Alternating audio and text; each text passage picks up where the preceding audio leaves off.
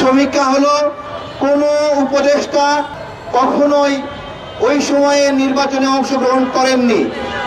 শুধু তাই না, আরো সমীক্ষা আছে, তারা তাদের জীবনেও কখনো নির্বাচনে অংশগ্রহণ করেননি।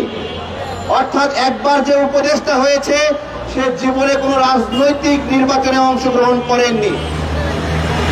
তো এই সরকার না সংবিধান মেনে চলতে চায়, না নৈতিকতা মেনে চলতে চায়।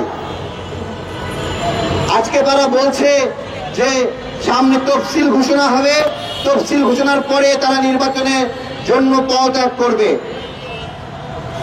আমার কথা হলো, কোন উপদেষ্টা, আমজনতার কথা, কোন উপদেষ্টা নির্বাচনে অংশগ্রহণ করতে পারবে না। আর পদত্যাগের কথা বলছেন, আপনারা স্বেচ্ছায় পদত্যাগ করতে পারবেন না। আমাদের যাকে যাকে মনে হবে আপনার থাকার নৈতিকতা নাই, আমরা টেনে হিসেবে নামাবো। আমরা আপনাদেরকে পদত্যাগ করার ওই সুযোগটাও দিতে চাই না। আর আসিফ মাহমুদ নির্বাচনে অংশগ্রহণ করবে, মাহফুজ আলম নির্বাচনে অংশগ্রহণ করবে। ভাই, একসাথে আন্দোলন সংগ্রাম করেছি। এই সরকার যখন গঠিত হয়েছিল তখন একটা আওয়াজ ছিল, যারা নির্বাচনে অংশগ্রহণ করবে তারা উপদেষ্টা পরিষদে যাবে না, এবং যারা নির্বাচনে অংশগ্রহণ করবে না তারা উপদেষ্টা পরিষদে যাবে। এবং এইটা এনসিপি কে বলছি, তোমাদের অভ্যন্তরীণ আলাপ এইরকমই ছিল।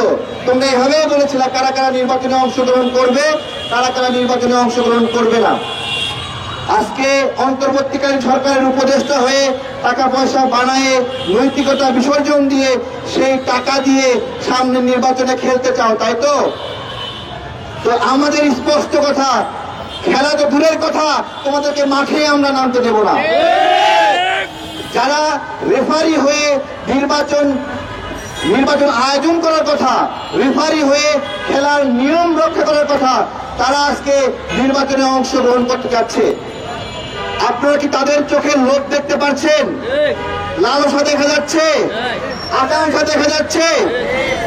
দেখেন, চিন্তা করতে পারেন, এক একটা উপদেষ্টার তাদের যে পিএস 100 কোটি টাকা, 150 কোটি টাকা, 300 কোটি টাকা লুটপাটের খবর বের হয়ে আছে। যদি চাকরের অবস্থা এরকম হয়, 300 কোটি টাকার মালিক, তাহলে একটু মনে করেন যে তার মনিব আসিফ মাহমুদ, তার অর্থনৈতিক অবস্থা কি। দুঃখজনক, আমরা একসঙ্গে লড়াই করছি, আজকে তাকে ওয়েস্টিন হোটেলের কেলেঙ্কারি নিয়ে লেখালেখি হচ্ছে। কেন হবে? এই সরকারের যে কারো গায়ে ময়লা লাগলে ওই ময়লাটা আমাদের গায়ে লাগে। এর জবাব ডক্টর ইউনূসকে দিতে হবে।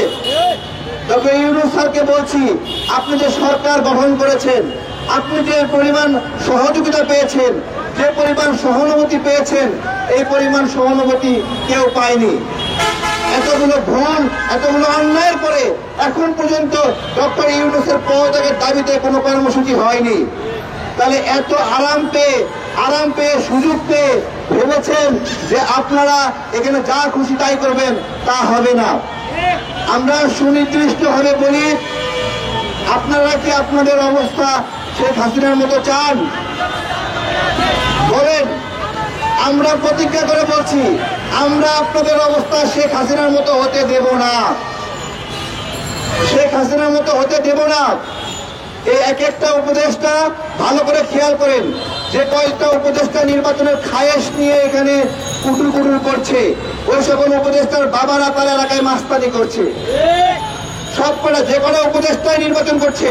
যদি স্পষ্ট করি, উপদেষ্টা নাহিদ ইসলাম, তার বাবা বনশ্রী, আফতারনগর, রামপুরা এসব এলাকায় মাস্তানি করছে। নব্য মাস্তান। আগে আমরা শুনতাম যে বাপে হলো এমপি, বেটাই মাস্তানি করে। এখন শুনতে হচ্ছে বেটাই হলো এমপি আর বাপে করতেছে মাস্তানি। উপদেষ্টা আসিফ মাহমুদের বাবা তার এলাকার এই মুহূর্তে অঘোষিত এমপি, তাই তো? বেটাই উপদেষ্টা হয়েছে, বাপে নেতা হয়ে গেছে।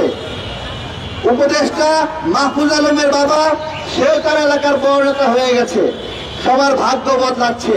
তো এই ভাগ্য বদলানো যদি হয়, তাহলে এই যে স্লোগান দিলেন ক্ষমতা না জনতা, এখন আপনারা আগে বললেন জনতা জনতা, এখন বলা হচ্ছে ক্ষমতা না জনতা, বলছেন ক্ষমতা ক্ষমতা।